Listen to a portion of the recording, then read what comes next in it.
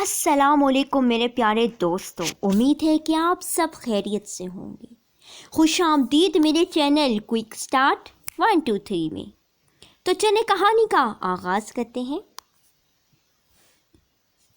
دستک کی آواز کتنی گہرائی رکھتی ہے اپنے اندر، کتنے راز چھپے ہوتے ہیں اس آواز میں۔ نہ جانے کون ہوگا دروازے پہ، کوئی منچاہا مہمان، کوئی رستہ بھولا مسافر، کوئی پڑوسی۔ کتنی خوشیاں چھپی ہوتی ہیں دستک کی آواز میں۔ اسکول سے واپس آیا بچہ، تھکا ہارا شوہر، کبھی کبھی یہ آواز سخت بیزار کن بھی ثابت ہوتی ہے۔ بار بار چھت پہ آئے پتنگ یا گیند مانگتے بچے، یا کوئی بے وقت ستانے والا ڈھیٹ فقیر۔ مگر یہ ایک بالکل ہی مختلف دستک کی کہانی ہے۔ یہ صرف دستک نہیں ہوتی بلکہ موت کے فرشتے کی آہٹ ہوتی ہے۔ کیسی ہو سکتی ہے موت کے فرشتے کی آہٹ؟ ڈراؤنی، بھیانک، انتہائی جان لیوا، اور سب سے بڑا ستم یہ کہ موت کی آہٹ تو سنائی دے جائے مگر یہ نہ معلوم ہو کہ یہ آواز کس کے لیے ہے۔ کون کھینچا چلا جائے گا اس خونی پکار پہ، نہ چاہتے ہوئے بھی۔ اس سرسبز حسین گاؤں کے لوگ ہمیشہ سے ہی اپنی روٹین کے بڑے پابند ہیں۔ رات کو اندھیرا ہوتے ہی گہری نیند سو جاتے ہیں اور صبح سورج کی پہلی کرن کے ساتھ بیدار ہو جاتے ہیں۔ سارا دن کھیتوں باغات میں سخت محنت کرنے کی وجہ سے نیند بھی بڑی گہری اور میٹھی آتی ہے۔ چاہے پھر بادل گرجیں، گلیوں میں کتے بھونکیں، دور گزرنے والی ریل گاڑی کی پھاڑ دینے والی سیٹی سنائی دے، یا پھر کوئی اور آواز، کسی کی آنکھ نہیں کھلتی۔ ہاں مگر سال میں ایک رات، ایک اندھیری، سرد، بھیانک رات ضرور آتی ہے، جب ایک ایک کر کے گاؤں کے لوگوں کی آنکھ کھل جاتی ہے اور وہ خوف سے کانپنے لگتے ہیں، رگوں میں اتر جانے والا خوف۔ پچھلے 25 سالوں سے ہر رات یہ ضرور آتی ہے، جب سخت سردی پڑتی ہے، کوہرا پھیلتا ہے، رات میں بارش ہوتی ہے، جب 2 کمبل اوڑھ کے بھی ہاتھ پیر برف بنے ہوتے ہیں۔ تب اچانک آدھی رات کے بعد گاؤں کی گلیوں میں، کچی پکی سڑکوں پر ایک آواز ابھرتی ہے، ٹھک ٹھک ٹھک، لکڑی کی آواز، جیسے کوئی لکڑی کے سہارے چل رہا ہو۔ دیر تک لکڑی کی آواز مختلف گلیوں میں گونجتی ہے۔ آہستہ آہستہ، رفتہ رفتہ لکڑی کی آواز اتنی تیز ہو جاتی ہے کہ کان پھاڑنے لگتی ہے۔ اس کی ہولناک دھمک سے گہری نیند سوئے گاؤں کے لوگ جاگنے لگتے ہیں اور تھر تھر کانپنے لگتے ہیں، سردی سے نہیں، خوف سے۔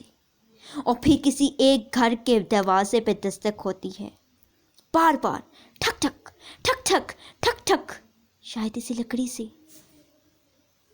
پھر ایک آواز گونجتی ہے، ایک بوڑھی مکرو کانپتی ہوئی آواز، بھوک لگی ہے، بھوک لگی ہے، کھانا دو، کھانا، کھانا دو۔ کیسی ہوتی ہوگی موت کے فرشتے کی آواز، شاید کوئی نہیں بتا سکتا، لیکن وہ خونی آواز جب بھی کسی نے سنی، اس کو یقین ہو گیا کہ موت کے فرشتے کی آواز بالکل ایسی ہی ہوتی ہوگی۔ اور واقعی جس گھر کے دروازے پہ وہ دستک ہوتی، تھوڑی دیر میں اس گھر کے کسی ایک فرد کی موت واقع ہو جاتی، اچانک، یا تو چھت سے گر گئے، یا سانپ کے کاٹنے سے، یا پھر ویسے ہی، نہ جانے کیوں، پر ضرور ہو جاتی۔ 25 سالوں میں 25 لوگ اس خونی دستک کا شکار بن چکے تھے، اور نہ جانے یہ سلسلہ کب تک چلنا تھا۔ جو ان 25 میں پیدا ہوئے تھے یا 25 سال پہلے نہ سمجھ سکے تھے، وہ تو اس قص کی وجہ سے لا علم تھے، مگر وہ جو لوگ اس وقت سمجھدار تھے، ان کو خوب اندازہ تھا کہ یہ ایک سزا ہے، طویل سزا، شاید کبھی نہ ختم ہونے والی طویل سزا۔ चुड़ैल, जिन, भूत, बदरू, कितनी भयानक मखलूक होती है, कितना जान निकाल लेने वाला खौफ महसूस होता है इन नामों से। मगर एक चीज़ सबसे ज़्यादा खौफनाक होती है, पता है क्या? भूख। कहते हैं सबसे बुरी मौत वो होती है जो भूख की वजह से हो। इसमें जान फ़ौरन नहीं निकलती, बल्कि आहिस्ता आहिस्ता निकलती है, अज़ियत देकर जिस्म के एक एक अज़ू से।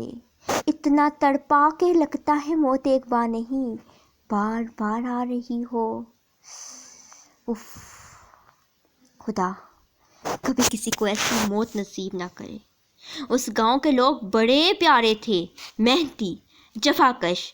मर्द खेतों बागों में काम करते थे तो औरतें घरों में अपनी मुर्गियां, बकरियां, भैंसें पालती, उनका दूध बेचती और कुछ अपने घर में और अपने बच्चों के लिए रख लेती। फलों की बेहताज थी, साफ और शफाफ झरने का पानी, खुली फ़ज़ा और खालिस खुराक सब गांव वालों के चेहरों से झलकती थी। मगर गोरे खूबसूरत लोगों में एक बात मुश्तरक थी, हमेशा से ही सबके दिल बहुत ही तंग थे। जी हाँ, सबके, न जाने क्यों। अगर कोई रोटी का टुकड़ा, कोई दूध का कप, कोई बचा खुचा फल अगर मौजूद है तो कल काम आ जाएगा। हमारी मेहनत की रोटी पे सिर्फ हमारा हक है। कोई भूखा है तो रहने दो, हमारी भला से मुश्तरका सोच। गुलजाना बीबी बेचारी के सिर्फ नाम में ही गुल था, बाकी तो पूरी ज़िंदगी उसकी कांटों से भरी पड़ी थी। जब पैदा हुई थी तो माँ को अपनी आंखों पे यकीन नहीं आया। 3 चांद जैसे खूबसूरत बच्चों के बाद ये इतनी काली रात जैसी चौथी बेटी। खैर, खुद पर कंट्रोल करने के अलावा कर ही क्या सकती थी। किसी उम्मीद के तहत इस बच्चे का नाम गुलखाना रख दिया। कहते हैं ना कि नाम का इंसान की ज़िंदगी पे गहरा असर पड़ता है। शायद गुलखाना की माँ ने भी यही सोचा होगा, मगर गुलजाना ने इस कहावत को बिल्कुल गलत साबित कर दिया, शक्ल से भी और अपनी किस्मत से भी। चंद साल ही की थी जब सहेलियों के साथ आँख मचोलती खेलते हुए पैर में शीशा घुस गया। इतना गहरा जख्म लगा कि सालों गुजर गए मगर जख्म ना भरा। एक तो बस, हाँ बस पहले, फिर गाँव क्या कहीं भी इलाज ना हो सका। चंद घरेलू टोटकों के बाद घर वालों ने मायूस होकर इसके हाल पे ही छोड़ दिया और गुलजाना बेचारी जिंदगी भर के लिए मासूर हो गई।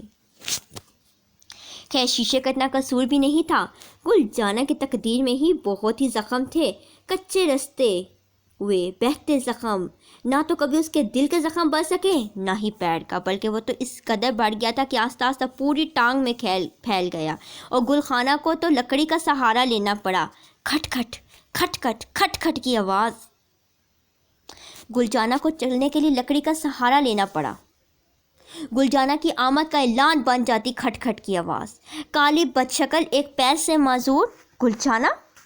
कई महीनों से पड़ती सख्त सर्दी आज तो सख्त तरीन हो गई थी। सुबह से बार बार हल्की फलवार भी पड़ रही थी। अपने गर्म महफूज घरों में हीटर जलाई आतिशदान के पास बैठ के कॉफ़ी पीने वालों को तो ये मौसम बड़ा ही हसीन और रोमांटिक लगता होगा, मगर गांव वालों के लिए तो बाकायदा आजमाइश बन जाता है। घर में बंद रहना भी नामुमकिन था, रोटी कहाँ से खाते। ज़िंदगी से ज़्यादा 1-2 काम करके ज़्यादा से ज़्यादा क्या मिल सकता था उनको। ज़िंदगी गुजारने के लिए काम तो करना ही पड़ता है, मगर उनकी ज़िंदगी में कहाँ से काम आता। नूर खान ने सारा दिन सेब के बाग में मजदूरी की, घर लौटते हुए उसकी जेब में मजदूरी के थोड़े पैसे और हाथ में सेबों से भरा थैला था। काम करते हुए तो सर्दी का एहसास ना था, मगर अब तो पता चला कि रास्ता काटना कितना मुश्किल है। शाम का अंधेरा गहरा हो रहा था, हर तरफ सर्दी मखसूस सुनाटा फैला हुआ था। इस कदर धुंध थी कि चंद कदमों के बाद देखना ही मुश्किल हो जा रहा था। खैर, ये रास्ते इसके इतने जाने पहचाने थे कि वो आंखें बंद करके भी घर पहुंच सकता था। अरे, इसको साथ हैरत हुई, तुम कौन हो? रास्ते में सड़क के बीचों बीच कोई घुटनों में सर दिए बैठा था। कोई बच्चे ने आस्ता आस्ता सार उठाया, फूल जैसा चेहरा, सेब की तरह लाल गाल और वीरान आंखें। वो चंद लम्हे अपनी वीरान आंखों से नूर खान को घूरता रहा, फिर उसके मुंह से बड़ी मुश्किल से आवाज़ निकले, अटक के चंद अल्फाज निकले। भूख लगी है, खाना दो, भूख लगी है, बहुत भूख। بہت بھوک۔ نور خان نے بے سختہ اپنے سیبوں سے بڑے تھیلے کو چھوا۔ نہیں، دوسرے ہی لمحے اس نے ارادہ بدل دیا۔ اگر کل کام پہ نہ جا سکا تو بچے پھل ہی کھا لیں گے۔ اس نے جلدی سے تھیلا پیچھے کر لیا، کہیں اور سے مانگو بچے کو۔ مفت مشورہ دیتے ہوئے وہ اپنے راستے پہ چل دیا تیز۔ اس سنسان ویران جگہ پہ اتنا چھوٹا اکیلا بچہ کیا کر رہا تھا؟ اس کے سیدھے سادے دماغ نے سوچنے کی زحمت نہیں کی۔ وہ تو جلدی سے اپنے بچوں کے درمیان پہنچنا چاہتا تھا، مگر وہ نہیں جانتا تھا وہ اکیلا نہیں تھا، اس کے ساتھ کوئی اور بھی چل رہا تھا، بے آواز، نظر نہ آنے والا۔ نور خان کا بڑا خاندان تھا، ماں باپ، بیوی اور 3 بچے۔ ماں باپ بالکل صحت مند تھے، جسمانی طور پہ بھی اور ذہنی طور پہ بھی۔ ان علاقوں میں رہنے والوں کی صحت بہترین ہوتی ہے اور عمر طویل۔ حسب معمول رات کا کھانا کھا کے تمام خاندان کمروں میں بند ہو گیا۔ سردی سے جنگ کرتے ہوئے سب نے بستر میں گھس کر نیند سے پناہ مانگ لی۔ نہ جانے کیا وقت تھا، بلکہ آدھی رات گزر چکی تھی۔ رات بہت سخت تھی، اندھیری تھی اور ہیبت ناک تھی۔ گرتی فوار شاید تھم گئی تھی۔ دور سے آئی ٹرین کی آواز نے سناٹے کو چند لمحوں کو توڑ دیا، مگر ماحول کو مزید ڈراؤنا کر دیا۔ اچانک پتھروں سے بنے راستوں پہ ایک آواز گونجنے لگی، ٹھک ٹھک ٹھک ٹھک ٹھک ٹھک، جیسے کوئی لکڑی کے سہارے چل رہا ہو۔ رفتہ رفتہ آواز تیز سے تیز ہوتی گئی، اتنی تیز کہ گاؤں والے لوگوں کے کان پھاڑنے لگی۔ گاؤں کے لوگوں کی آنکھ کھلنے لگی اور دل دھڑکنے لگے شدید خوف سے۔ ایسا لگ رہا تھا جیسے لکڑی کی آواز نہیں آ رہی، تبل جنگ بج رہا ہو، موت کا بلاوا آ رہا ہو۔ کس کو؟ دیر تک آواز مختلف گلیوں میں گونجتی رہی، لوگوں کے سانس سینوں میں گھٹتی رہی۔ پھر ایک دروازے پہ زور سے دستک ہوئی، بہت زور سے، کہ لوگوں کے دلوں پہ سختہ طاری ہو گیا۔ دل خوف سے پھٹنے والے ہو گئے۔ سوائے نور خان کے کون ہے؟ اس نے زور سے پوچھا۔ بھوک لگی ہے، کھانا دو، بھوک لگی ہے، ایک مکروہ بھیانک آواز سنائی دی۔ نور خان جیسے نیند میں چلتا ہوا دروازے کی طرف بڑھنے لگ گیا۔ اس کے باپ نے کہا، رک جا بیٹا، رک جا۔ اس کے باپ نے گھبرا کر اسے روکنا چاہا، مگر نور خان تو جیسے ٹرانس میں آ چکا تھا۔ وہ جھومتا جھامتا اپنے بستر سے نکل کر دروازے پہ پہنچ چکا تھا اور اپنے گھر والوں کی چیخوں پکار سے بے نیاز دروازہ کھول چکا تھا، مگر دروازے کھلتے ہی اس کی مدہوشی یک لخت ختم ہو گئی۔ وہ چیخنے لگ گیا، پاگلوں کی طرح چیخنے لگ گیا۔ پلٹ کے واپس گھر میں جانے لگا، مگر شدید ٹھوکر کھا کر گر پڑا۔ سین میں پڑی اینٹوں سے اس کے ماتھے پہ اتنی تیز چوٹ لگی کہ خون کا فوارہ ابلنے لگا۔ دروازے پہ کھڑی مخلوق نے اطمینان سے یہ سارا نظارہ دیکھا اور پھر واپس مڑ گئی۔ ٹھک ٹھک ٹھک ٹھک، اس کی لکڑی کی آواز آہستہ آہستہ بالکل مدھم ہو گئی۔ نور خان کی بیوی زور سے چیخی، بیچاری چلائی، مگر نور خان جا چکا تھا۔ گلجانہ اس کو اپنے ساتھ لے جا چکی ہے۔ وہ جب کسی کا دروازہ بچاتی ہے تو اب اس کے بعد اس کو ساتھ لے جائے گی۔ اس کے گاؤں کے لوگ بہت خوبصورت تھے، ہمیشہ سے، مگر پتھر دل۔ ہمیشہ سے گلجانہ غریب کی زندگی گزار رہی تھی، کانٹے ہی کانٹے تھے اس کی زندگی میں۔ اس کی دونوں بہنیں بہت ہی خوبصورت تھی اور بہت شادی اچھے دھوم دھام سے ہو چکی تھی ان کی، اور دور دراز بیاہی ہوئی تھی۔ گلجانہ جب تک چھوٹی اور ناسمجھ تھی اس کو اندازہ نہیں ہوا کوئی اس کو پسند نہیں کرتا، مگر وہ جیسے جیسے بڑی ہوتی گئی اس کو احساس ہوتا گیا کہ یہ سب اس کو بہت ہی اچھوت سمجھتے ہیں۔ جب تک ماں باپ کا سایہ سر پر تھا دھوپ اتنی کڑی نہیں تھی، مگر جب وہ دونوں دنیا چھوڑ گئے تو جیسے سورج سوانے سے پر آ گیا۔ سب سے بڑا مسئلہ، بھیانک مسئلہ تھا روٹی، 2 وقت کی روٹی۔ گلجانہ اپنے محلوں کی عورتوں کا کام کرتی اور ان کی مدد کرنے لگی اور وہ ان کو روٹی دے دیتی، مگر وقت ہر دفعہ ایک طرح نہیں رہتا۔ اپنی ٹانگ کے زخم کی وجہ سے وہ زیادہ محنت نہیں کر پاتی تھی۔ اس نے تو اپنی معذوری کے ساتھ بنا مزاحمت سمجھوتا کر لیا تھا، مگر نہ جانے عورتوں کو کیا پرابلم تھی کہ وہ اس سے نفرت کھانے لگی تھی، اور پیر گھسیٹ کر چلنے والی کی وجہ سے اس کو ایک مخصوص برے نام سے پکارا جانے لگا۔ آہستہ آہستہ وقت گزر گیا جیسے وہ بھی لکڑی ٹیک کر چلا رہا ہو۔ گلجانہ کے پیر کا زخم پوری ٹانگ پہ پھیل گیا تھا، وہ بیچاری کھڑی بھی نہ ہو سکتی تھی، بہت محتاج ہو گئی۔ کام کیا خاک کرتی؟ وقت، درد اور بھوک نے گلجانہ پہ بہت برے اثرات چھوڑے تھے۔ وہ باقاعدہ ڈراؤنی لگنے لگی تھی۔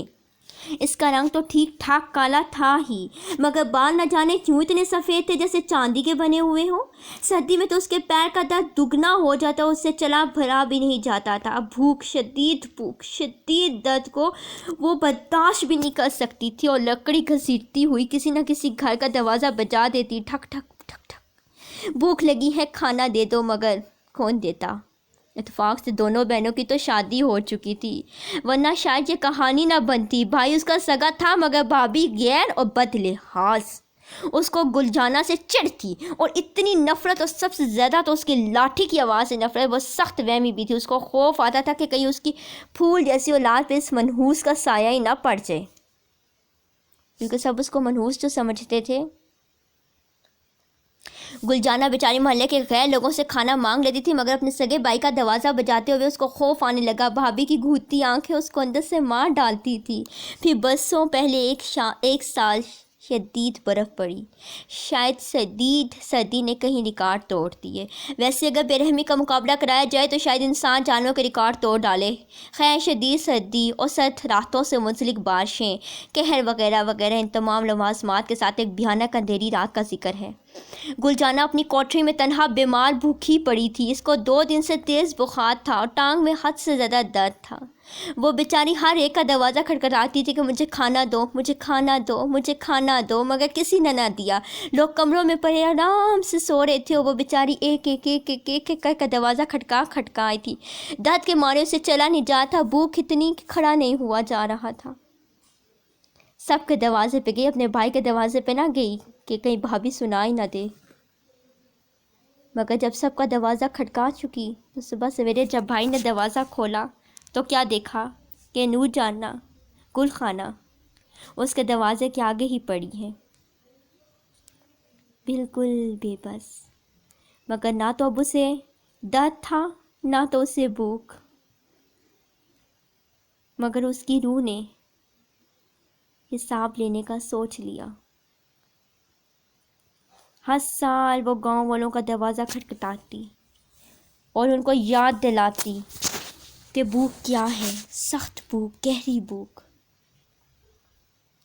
اور اسی چیز کا احساس دلانے کے لیے ان کے کسی اپنے کو اپنے ساتھ لے جاتی، تاکہ ان کو بھی احساس ہو کہ زندگی کی قیمت کیا ہے، کسی کا دکھ کیا ہے، بھوک کیا ہے، تنہائی کیا ہے۔